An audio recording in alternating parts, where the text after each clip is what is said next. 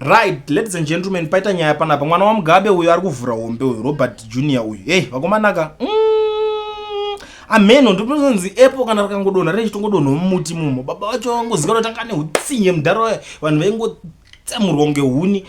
Iko zvinezvi ari kunzi ari kupindawo nedzimwe panapa. Nyaya yandiri kusangana nayo honaiwo panapa. Komanaka. Yeah. Pari kunzi the son of the late Robert Mugabe, Robert Junior, he has been exposed by one of his former friends who alleged that Mukomana is abusive. He shared videos on his WhatsApp status Mukomana achirova munhu, and in one of the videos the victim was seen on a drip mu hospital. He also posted a voice of a man explaining his ordeal yekurova nebhodhoro. Murikuiona nyaya yacho. Bato raora nosapota rinonzi chi muri kuzviona vana vacho vatinozvarwa generation yeikoko kungokura chingozoti aindoitwe chi ano kuti ndine zvakawanda zvekutaura vati apa padi kuti timborasisana apa zvatogara tichitaura kuti pasi neZanupf pado kuti munyatsonditeerera saka nochiwirirana neni zvimwe zvinhu zvindeichitaura panapa tanga nekulike this video right now kuitira kuti Zanupf iboikane nekuti honai nyaya iri panapa. This young man iye akatoudzwa kunzi uri mwana wemakulu one. It's something chakatogara chiri mu subconscious.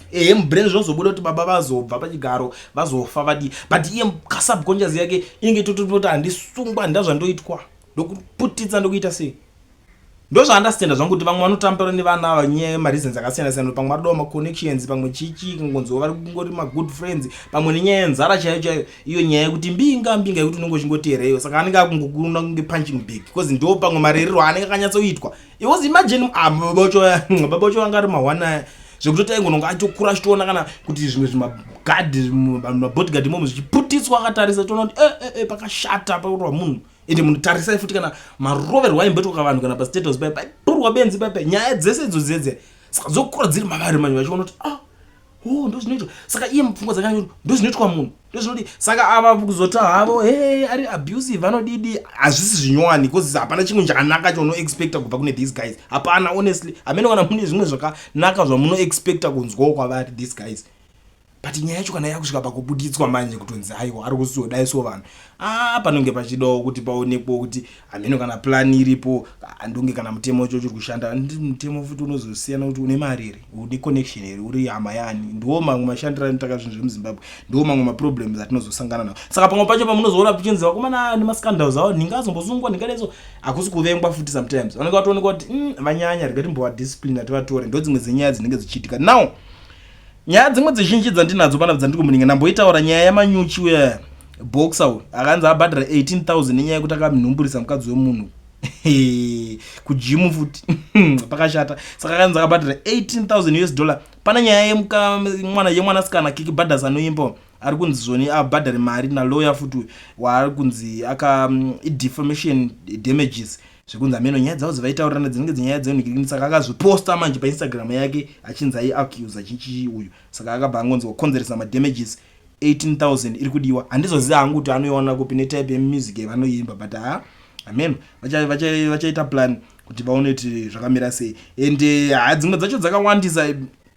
Pane imwe iri kundishungurudza, iri kunditemesa musoro iyi, ndatomboshamisika kuti chii chiri kuitika, but maybe it's public stand or something kana kuti vari kuzivana. Pari kunzi Kademanga denies knowledge of Chabangu's appointment. Nyaya iripo iri kungonzi Maureen Kademanga, the member of parliament for Sunningdale, has denied any knowledge of a purported appointment as the new opposition leader of the house in parliament. Iye angobuda akati I have no knowledge of this development. Ndo mashoko angobuda achitaura.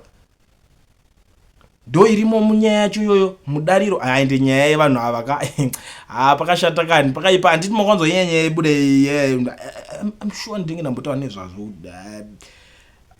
No man, pachinzi the Chabangu camp under Welshman Mugabe completely eradicting Chamisa's presence from parliament. What has remained very interesting in the fact that Welshman Mugabe has failed to get his voice recognized as Zanupf keeps listening to the ordering their chabangu for political expedience. Chamisa must also step up from being a mere spectator and becomes the player he says he is. Ndo ingengeri kubuda. So chabangu manje nekudo kuma social medias awa ngashandisa kuti it must be clear that these changes were made in accordance to our performance review exercise as we uphold hard work, commitment, dedication and humility.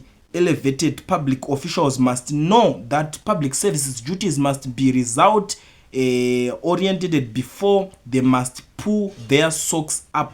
Ndo mabudiro ya zenge ya kutaurwa panapa ya kuitwa nana tsengedzo chabangu wacho nyaya iyoyo. Asi Kademaunga sekutaura kwandakuudza kuti Kademaunga iramba kati appointment yekuchinjwa kwakaitwa zvinhu ikoko muparliament inani ndachandiri kuziva. I don't know kana kuri ngekuri kunyeberana. Ameno muchazondiudzawo because nyaya dzacho ndichazonyazodzifambira ndichinge ndichikuonesai. But pane imwe iri panapa yandiri kuona iri kundivhundutsa zvekare pari kunzi it's now mandatory for all councillors to attend Chitepo School of Ideology despite one political affiliation to instill patriotism in local authorities. There is a possibility that we're gonna have by-election in Chinoi, Ward 137, Ward 814 after Triple C councillors refused to attend CSI course. Ndo imwe iri kutaurwa kana vari kunzi varamba kuti kuenda kukosi iyoyo yeChitepo School of Ideology. Saka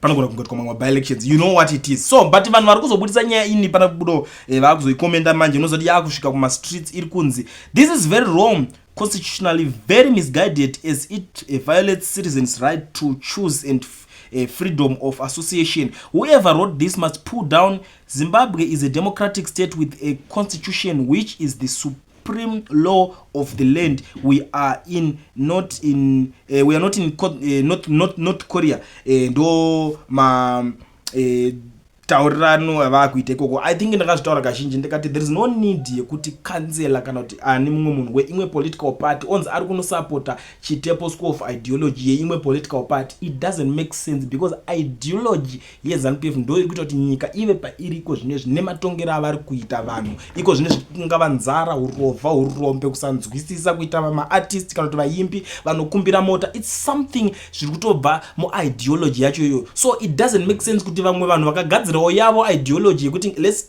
change things, let's do something better or let's do something different. Tito zvakasiyana neizvi voonekwa vave kunzi vave kuda kuno study that school of ideology. Iyo ideology yacho vakagadzirawo vane yavo because party imwe nemwe ine ideology yayo. You understand? Ndakatomboshtaura hangu ameno kana vanhu makazvitorawo serious but ndoka ndakatombopfurawo nepo. But I don't know guys kuti muchaitorawo sei nyaya iyoyo kwamuri ikoko. Handizivo kuti muchaionawo sei but ndo zvimwe zvezvinhu zviri kuitika munyika yeZimbabwe. Iko zvinezvi ndisandabuda munozviziva kuti everyday ndiri panapa handibude ndisina kusiya one nyaya inenge ichirema muma streets.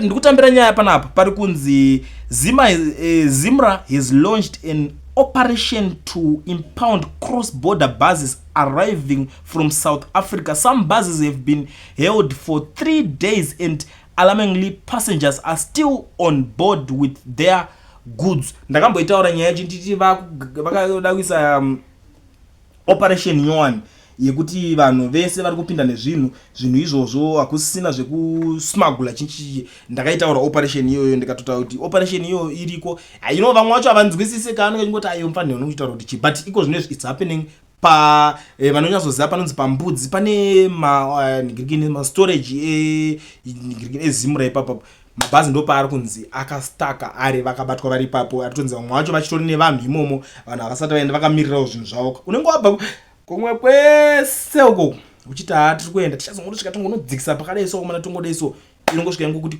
handei ngatidarikirei bhora mberi. So ndo nyaya iri kuitika iko zvinezvi. We understand kuti vanhu kupinda kunoti vanohasela chinoya chinotora zvinhu muSouth Africa munomu vachizoenda nazvo kuZimbabwe. It is because of ma situation akasiyana siyana. Chitori chivhenda chinenge chichitoitwa ndokutoraramisa mhuri kwacho economy vanhu vakatoona kuti adhakwa atombowane mabasa vakati ngatipinde tiga mustreet titonohasela tinoita zvinhu zvedu vanhu vanenge vachihodha ya December time hembe dzinenge dzichiningirinwa mumashops dzichienda dzichinzi dziri kunoita se dzizonotengeswawo munozoenda makusvika makuti hembe yakati yakauya chichimakudidiri ndo maitikiro anenge achizongoita zvinhu saka iko zvinezvi manje ndo pari kunzi zvinhu zvese izvozvo tomboisa papause kureva kuti December wacho momungwarira ukatona zimura yatanga kudai hembe dzakafita kutodhura ndo zvinenge zvichiitika hadzichapinde zvekumhanya saka maprice andakangoti dzezvisingachawanika zvemarana zvese zvemakajara vamwe makajara kakucheneswa ndinocheneswa narana ndichinji maprice ese anenge achingoda so marana anenge achingota kuti border riri kuita se riri kupisa ndo madisadvantage achazosangana nawo cause government yeZimbabwe I don't know how many times ndichizvitaura kuti iri broke yakachoboka saka vari kutsvaga mari nesimba every corner vatoti Zimra inge tori rimwe posto ro rutonzi ngarionekwa kuti mari iyo yaonekwa kuti yatsvika kuhurumende yotorwa vozoishandisa zvavanoda mamwe